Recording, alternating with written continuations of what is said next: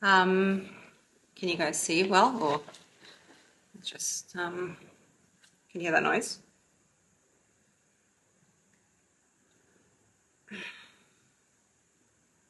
So today I'm going to, today I'm going to do a video about confidence and how to be confident. Sorry, should we try again? Hi, today I'm going to do a video about confidence and how to come across confident.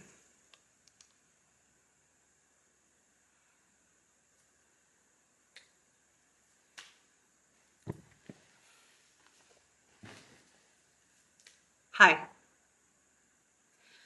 Today I'm going to do a video about how to look confident, how to actually look confident. And that before was the opposite of being confident, obviously. But the reason I wanted to make that is because I was doing all the attributes of what makes you not confident. I'm going to tell you what they are now, and I'm going to first preface it with this. On my last video, I did 4 steps on how to actually be confident, because the internal process of what you do is the most important thing. How you look was a video offer that I suggested to you. I said we can make a video about how to actually look confident, because there's the bodily confidence and then there's their internal. Everybody said, yes, I want to see how to look confident. What should I wear? How should I be? But baby love, it's not about what you wear. That's a third video if you want to see that, because that's a third layer. There is power clothes, there is cute clothes, there is all kinds of things. But this is the point of this video. How you act in your body and how you carry yourself is way more important than any makeup, any clothes, anything you've got going on, my love. It's all about self-presentation. And I'm going to tell you the few things, as I grab my phone, that you need to keep in mind. And the reason I've got it on my phone is because it helps it stay in the head, okay?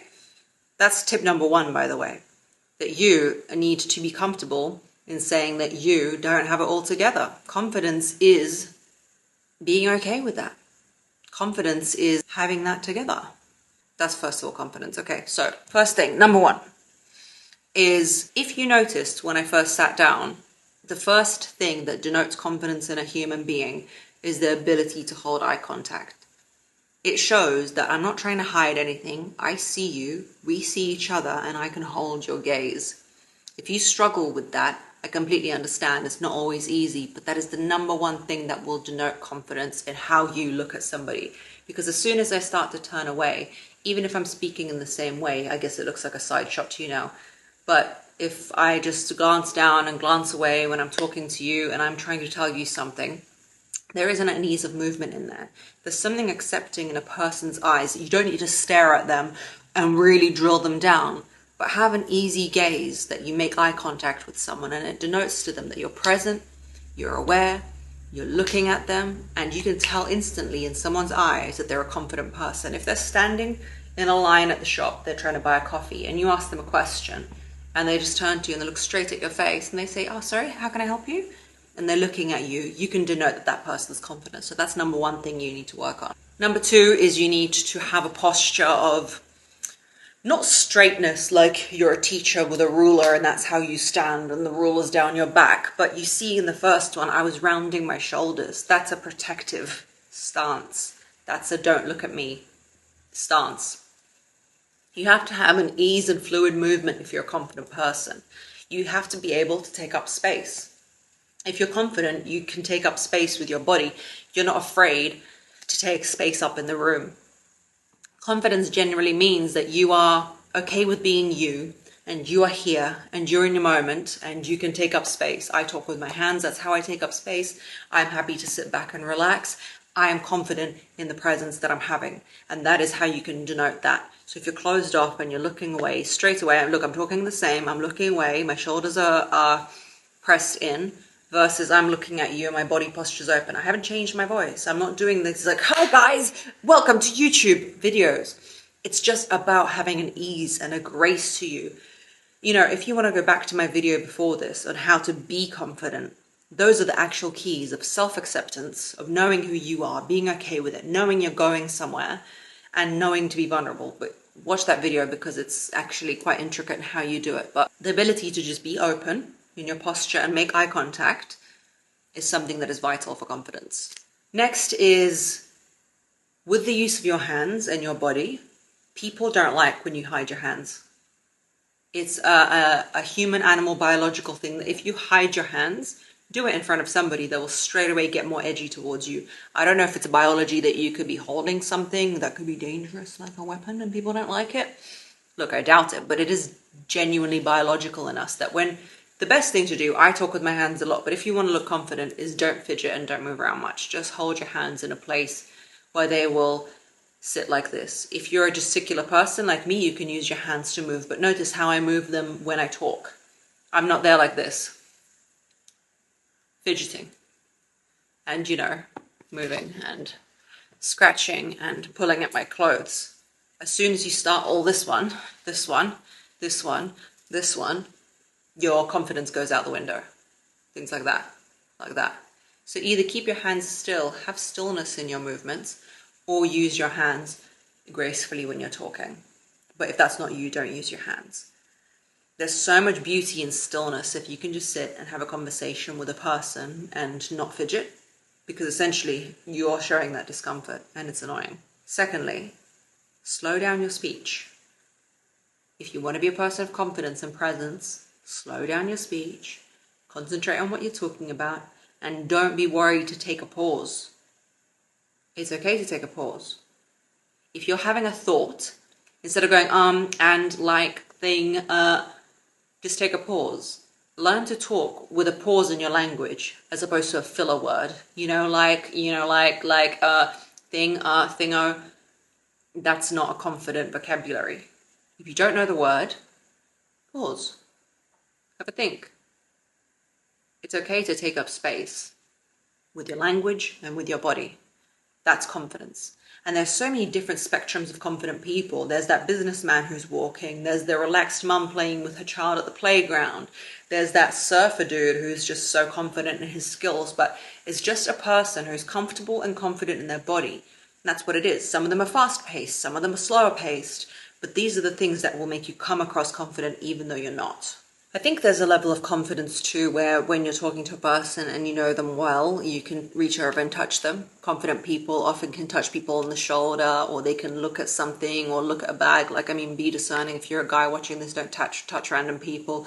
But what I mean is they have kind of an ease with their body and they're like, thanks friend, they can touch someone on the shoulder. They don't shy away from human contact. And I think that's another way you can show your confidence. Also in your posture, keep your chin up. None of this one. Don't do all this. Keep your chin up. Have a calm, quiet confidence. And you know what's most beautiful in confidence in people is that they're not trying to be someone else. For example, I think I have quite a monotone voice. And for me to show confidence, I just sit in that voice. And if you look at my comments on all my recent posts, they go, wow, your voice is so calming. I love it. Now, if I was to self-diagnose and analyze myself and be like, you know what, I need to change that, and I really need to be so entertaining, and I need to talk up and down with my voice, I'm showing lack of confidence because it's so unnatural for me. It's obviously unnatural for me. You can see it's unnatural for me, and people will think, oh, what's going on here? To really sit in who you are is how you act confident. Stop apologizing. You saw in the first shot when I came in, I was saying, oh, can you guys see me? Is it right? A lot of people on camera, and this is a really good example in life, say, hi guys, oh, is the camera right? Is it a bit crooked? Does the lighting keep changing? And then they go on to oh, I'm sure you can see this blemish on my face. Why are you talking about that? Number one, the person probably didn't even notice it. But number two, and most important, is that nobody cares. Nobody cares about you as much as you think that they care. You need to have some kind of knowledge of the fact that to other people, you are a side character. As harsh as that sounds, but you are. You need to stop apologizing. Oh, I'm so sorry. Oh, sorry. Can I just... You're creating an awkward situation. Just be. And if you've done something genuinely worth apologizing for, then apologize. Because if you're apologizing all the time, you're creating a dynamic whereby your apology means nothing. Also, Don't be afraid to smile at people. Confident people can hold a gaze and they can smile. When it's like a smiling conversation kind of, you almost hold your palate up so that you have a tone of happiness in your voice. If you're ever recording a voicemail or if you're calling someone, smile while you're doing it. And that's a voice technique because people can hear a smile in your voice even on the phone. Last one thing. As much as I said how you wear and what you wear doesn't matter, you need to wear what you feel confident in. I used to work in a place when I was much younger in London where a lot of famous people, rich people, celebrities used to come in. I used to work at the reception in this hotel bar. And my friend, you can tell when somebody is a celebrity or somebody, even when they're in a tracksuit. And I'm not saying all celebrities are confident, but it could be a business person or somebody. People think you've got to wear some kind of special clothes, some kind of specific clothes, some kind of look in order to come across confident. No, it's just like this ease of being, walking up straight, sitting down, taking up space. When they used to come to the reception, they'd look me straight in the eye. That is what confidence means. So this video is on the back of the first one about how to be confident. I hope this helps. And the next one, if you want, I can tell you how to dress to make people think you're confident. Or more so, how to dress to make people think you're powerful. That's a good one. All right, see you on the next one. Bye. Oh, guys, quick thing. 77% of you who watch this channel are not subscribed. And that's very, very naughty. That's very, very naughty. So please subscribe. Love you. Are you excited and ready to embark on your hotness journey? Because I'm certainly ready to teach you. I may have a back spasm, which means I cannot get up from this position after this. I may have been looking after my child with the flu all week, but yes, I am here to let you know how to be hot.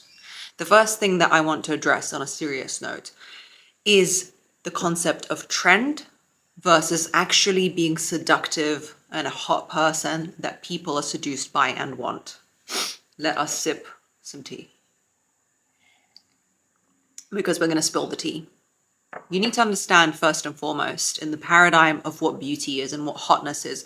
Because in this video, we're going to talk about seductiveness, attraction, and hotness. We're not going to talk about beauty because beauty is something that you can be looking at but not attracted to. A tree is beautiful, the view is beautiful. Some women are extremely beautiful, but they're not attractive or they're hot, right? We're going to be talking about hotness, okay? Sexiness. You need to understand that if you buy into trends and if you buy into the current concepts of what is sexy and attractive, currently it might be curvy Kardashian figure. That's oversaid and overdone, but that's just a really basic example of what hotness can be seen as, right? In the 90s, it was the small hips and the Pamela Anderson boobs. If you look at women's boobs at the moment in media or press or whatever, that kind of 90s silicone chest is considered matronly. That's the word right now, matronly. Everyone wants small and perky boobs. But back in the 90s, everyone wanted that matronly look because that's not what it was considered to be. Everything ebbs and flows. Everyone wanted the Barbie legs, the skinny legs in the 2000s. Now they want some meat on the legs. It all changes through times. Now, if you are going to hang the value of your attractiveness on current trends, you will never truly, truly feel hot and sexy. You need to understand that if I take you on an airplane right now to 5 different countries, your value and merit's going to go up and down in all of them. Cultures have different sexy limits and variations. Areas have different sexiness and variations. Some cultures like long nails, some cultures like short, some cultures like big brown eyes, some cultures like smaller eyes, some cultures like big lips. And in some cultures, big lips is a no-no. You've got to have them small. What is this to tell you? That is not for you to get on the plane and travel to a country where you're going to be appreciated. No, it's to understand that if you are quintessentially that Pamela Anderson girl with a big chest and small hips, you would have been trendy in the 90s and you wouldn't be so trendy now, but that does not take away from your hotness because you know why? Ready for this? Ready for the groundbreaking thing that I'm going to tell you that you probably know, but I'm going to remind you of? Just because something is trendy doesn't mean that the lover of that thing is not seeing it. What do I mean by that? If this is a percentage of men or whoever you're attracted to, women, men, whatever, this is all of them, right? In the 90s, there was a certain look. But still, the same amount of people like that look, this amount of people. And now, still the same amount of people like that look. It doesn't matter that the times have changed. Not everybody looks into trends and goes, oh yeah, now it's big bums, I'm gonna like big bums. It's just that now those people have a voice. You still have your market. It's just not what's trendy. So that means you've got to come into this world and you've got to come correct, having a certain confidence and je ne sais quoi and juge, knowing that your percentage of people who like your type, whatever you may look like, are still out there. If you're a Latina hottie, or if you are this girl with Scandinavian features, those men who would have liked you have not just gone in the bin and been thrown away just because the trend for your type isn't there.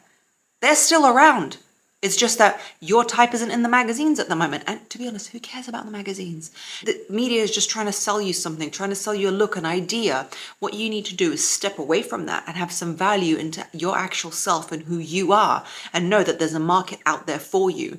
And in that knowledge, you're going to transform from this like half-assed, shy, like apologetic version of yourself into a powerhouse of personal hotness. So now if you're a girl who's not in trend, if you've got a certain type of physique, I don't know what it is anymore because to be honest, I don't care and I don't follow it. But let's say you don't have that curvy butt. The amount of men that don't like curvy butts are still out there. So you, with your tiny little tushy, need to carry yourself with your tiny little tushy energy and be out there. For example, big boobs aren't trendy anymore. If I still walk around being proud of the fact that I have a certain body type, those men who like boobs are still going to look at me that way. And again, it's not just men, it's whoever you're attracted to, right? But it comes from being the utmost and best version of yourself. That's what hotness is. That's what confidence is, and not being apologetic and trying to shift yourself and dumb yourself down into something. The second part of sensuality or sexuality or hotness is not to do with sexual activity. And it's not to do with exemplifying assets. You've got to understand that sexuality, sexiness, and seductiveness is got to do with inner knowledge and confidence in the self and connectiveness to your body. So if you're somebody who plays sport, does yoga, does what it is you need to do for your body, eats the right foods for your body, is connected to your body, you're going to be that much hotter than the girl who is not in touch with her body, doesn't know what she's doing, doesn't know what's right for her, but she's wearing a low-cut top and a tiny skirt. I promise you. And what we're talking about here is not instant, oh my God, look, she's naked, I'm going to look at her, but real seductive qualities over time when someone can look at you and be like, oh my God, she's so alluring.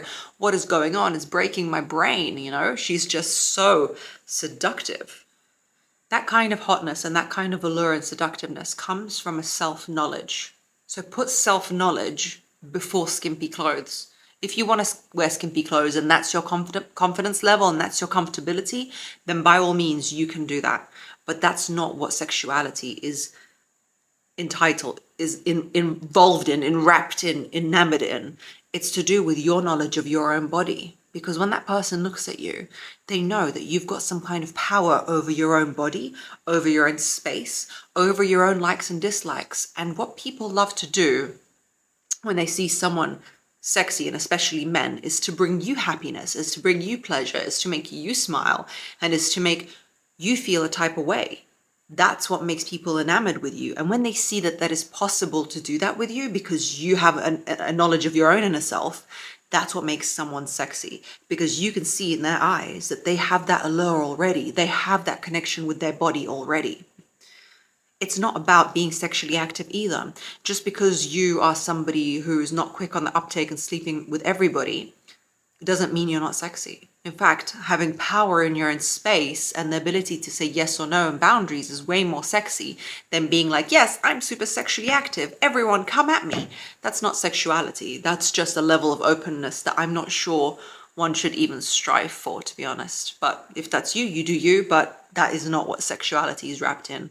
It's about knowing your body, looking after your body, and especially if you're a woman, understanding your boundaries and understanding what it is you need to do for your body. Putting yourself first is a major one. Hot people put themselves first so they've got something to give to other people. They've got some replenishment to give because they're pouring from a cup that's already full. Another thing that hot people do is not put themselves out for other people and then get resentment and rat-like and angry.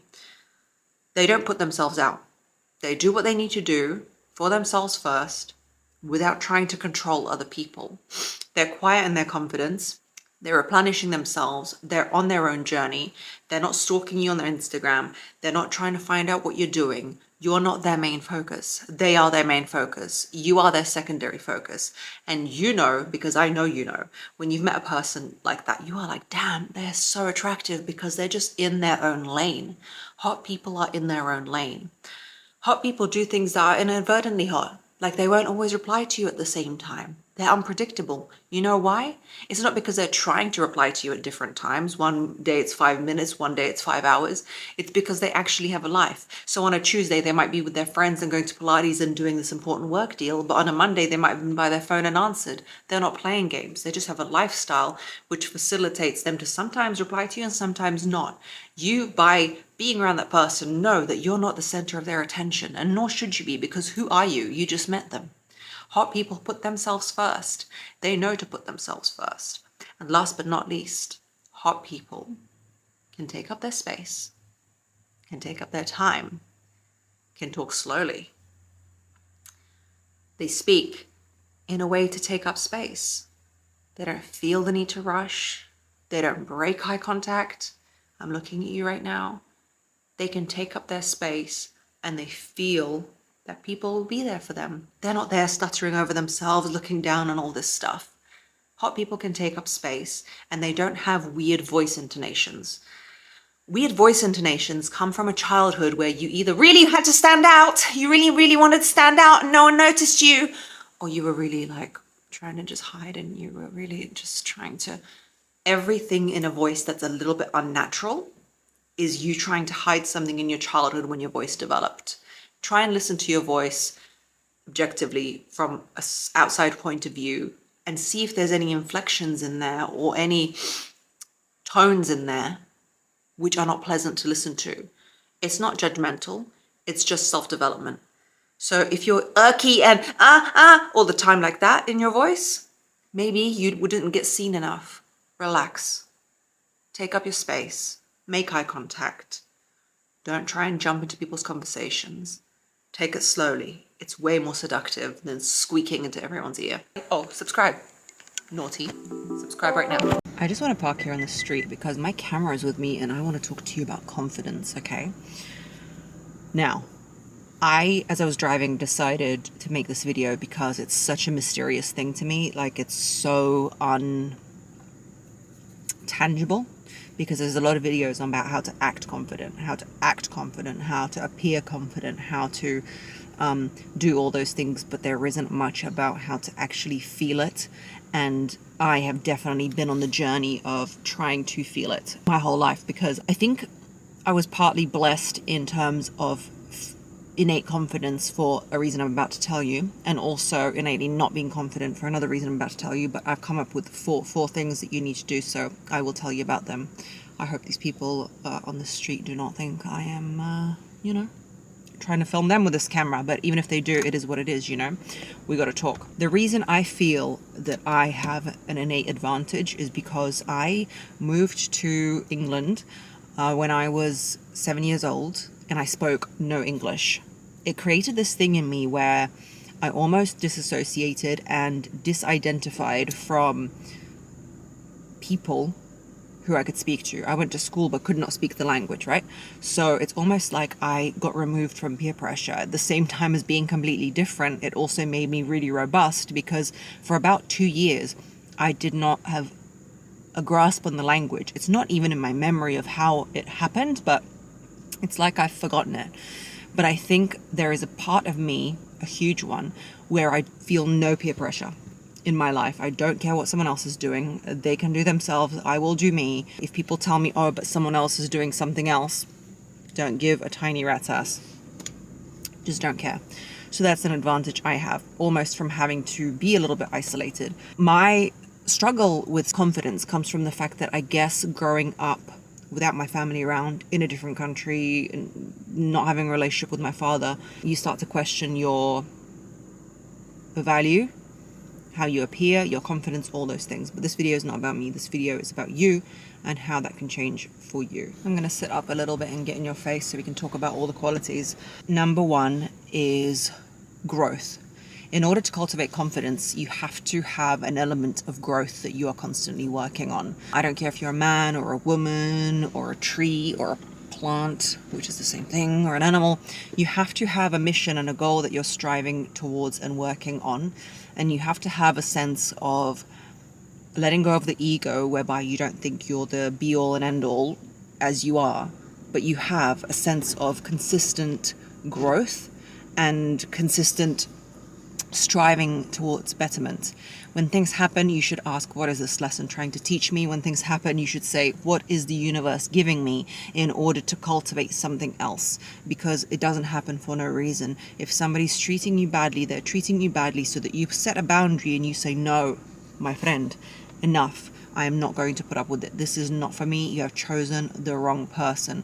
You need to take experiences in your life with that kind of grasp and tenacity, whereby you go, okay, I'm at level this and I'm going to get to level that, because all of this idea of like, you fine the way you are, it's fantastic the way oh my god, why are you so aggressive?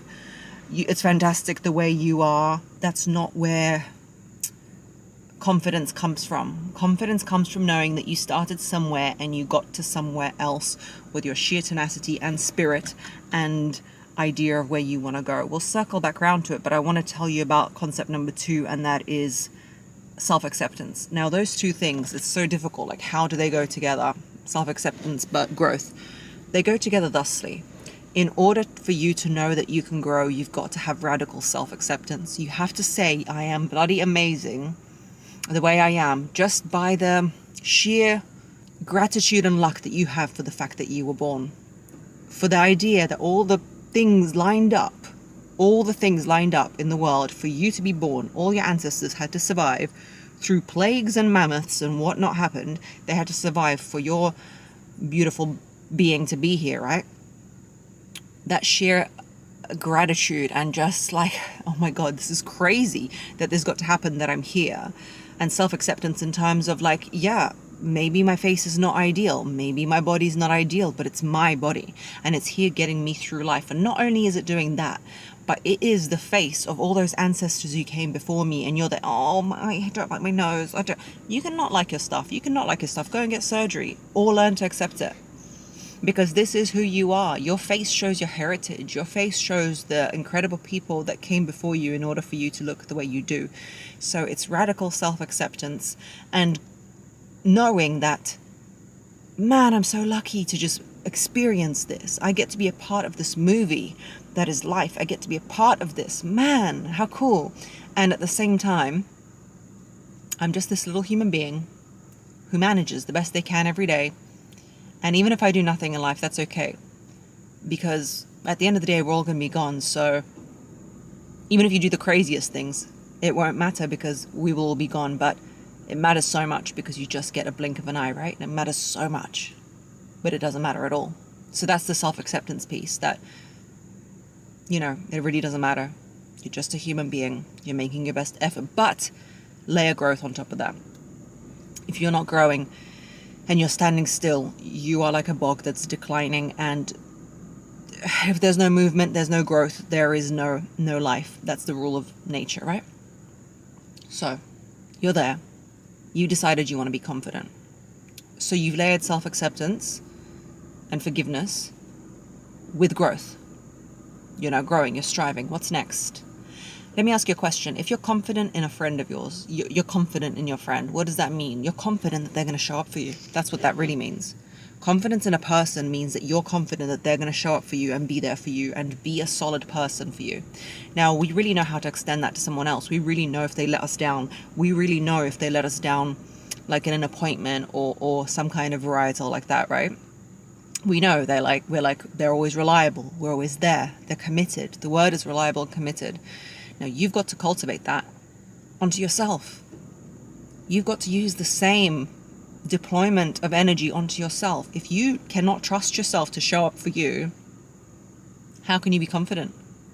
If you're confident in your friend, Elizabeth, that she's going to show up, but you're not confident in yourself that you'll show up for you, that's where you're lacking confidence. If you've set that appointment to go to the gym, show up like it was for a friend. If you've set that thing to do, show up. If you said, I'm going to take care of you, my body, my mind, my this, my that, show up. Stop breaking promises to yourself. Become a person of character. Become a person of quality. Be on time for yourself. Come on, man. Like, stop with this behavior that you wouldn't accept if it was a friend doing it to you. Lastly, vulnerability. So you're there. You have accepted yourself. You've layered it with growth. You know where you're going. You've layered it with commitment, because you don't want to let yourself down. And the last part is vulnerability.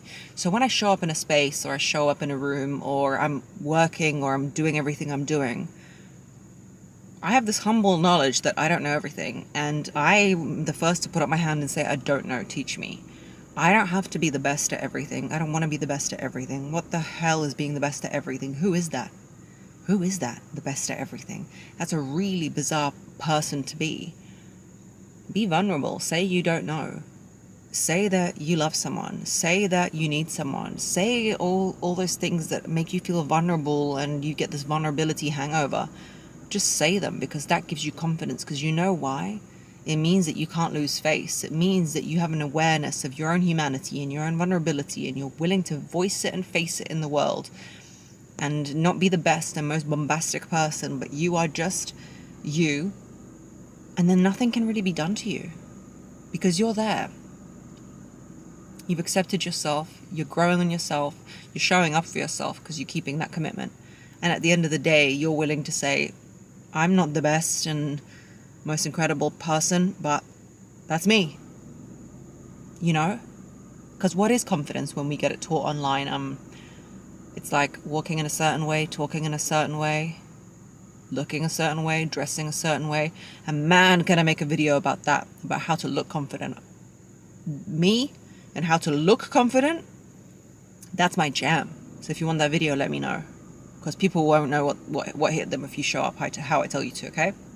But how to feel it is keeping those promises, is growing, having goals, is accepting yourself, and is being vulnerable. That's the 4. I made some notes. Let's see if I address them in the thing. But number 1, value is what you set as your own standard. The concept of being high value as a human being is not how you are valued by your external surroundings. It is how you value yourself and what you let yourself show up for, and what you turn down, and the boundaries you set. You need to turn up for you. Commitment, it equals excellence. I've written this down as a note. Commitment to me equals excellence, and I am confident when I am excellent. You realize you'll never be the prettiest, strongest, cleverest person. Ever. Never. You can't. It's not possible. So why are you competing with that?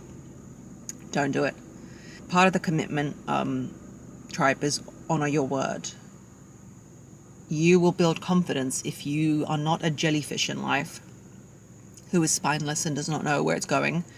You will build confidence in life when you show up and you honor your word. You also must understand and acknowledge that life is a series of trials and tribulations through which you overcome and you create your identity. You will create your identity by meeting those challenges and meeting those things. Like, say someone ghosted you, how you act once they've ghosted you is what's going to set the standard of your confidence in your own head. Are you going to write on the phone of why they shouldn't have ghosted you and come down to that level of begging them? Are you going to move on? What are you going to do? That's what sets your confidence. Not how it made you feel, not anything. It's about, bam, this happened. Now what? What are we going to do with it? Part of it is my little notes. Part of it is sticking to boundaries you've set. Boundaries are easy to make up, but they're not easy to stick to. So if you've said, I won't be treated that way, you got to stick to it. Those are my notes. Guys, I think confidence is a powerful tool. I want you to move through the world in a way where life feels both exciting but easy. Because you know what will be, and you know that you can meet any challenge you're faced with. Thanks for watching. I'll see you on the next one. Please subscribe. It will mean the world to me. Love you lots like jelly tots. Bye. Also listen to my podcast. Different content on there.